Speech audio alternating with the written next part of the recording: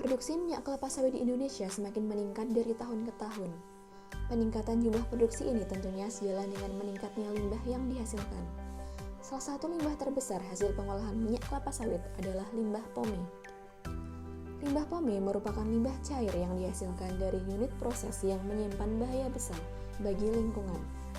Namun juga memiliki potensi besar apabila dimanfaatkan. Salah satunya adalah sebagai biogas. Kandungan gas metana dari proses penguraian limbah pome dapat dikonversi menjadi energi listrik karena memiliki nilai kalor yang cukup tinggi.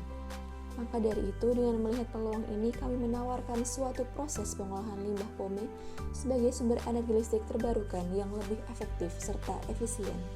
Proses pengolahan limbah pome dengan teknologi yang kami tawarkan terdiri dari beberapa elemen utama, yaitu kolam limbah penampungan sementara, pompa, fixed bed reaktor anaerob, gas engine, serta turbin. Proses ini diawali dengan penampungan limbah pome yang diperoleh dari unit proses pabrik kelapa sawit di dalam kolam limbah penampungan sementara. Kemudian limbah pome yang tertampung dipompa dan dialirkan menuju fixed bed reaktor anaerob guna menjalani rangkaian proses penguraian menjadi biogas. Di dalam fixed bed reaktor anaerob terdapat media penyangga berupa bambu untuk menempelnya bakteri mesofilik. Pada prosesnya, bakteri mesofilik sebagai mikroba akan mengkonsumsi pome sebagai substrat. Proses ini terdiri dari 3 tahapan utama.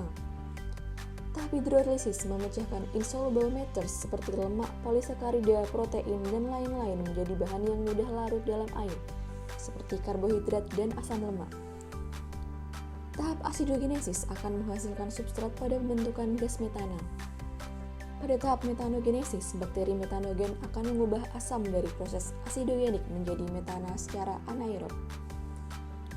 Untuk mempercepat reaksi di dalam reaktor digunakan juga media imobilisasi lain, berupa semen clean dust atau CKD yang juga dapat membantu penstabilan pH reaktor. Waktu tinggal limbah pome di reaktor selama 15 hari. Hasil reaksi berupa gas metana yang kemudian dialirkan ke gas engine untuk dilakukan proses pembakaran dengan input gas oksigen. Hasil pembakaran berupa gas bertekanan tinggi yang kemudian dimanfaatkan untuk menggerakkan turbin yang disalurkan ke generator. Pergerakan generator inilah yang kemudian dapat dikonversi menjadi energi listrik. Efluen dari reaktor yang sudah berkurang kandungan COD serta BOD-nya hingga 90%, dan efluen tersebut dapat dimanfaatkan untuk land application.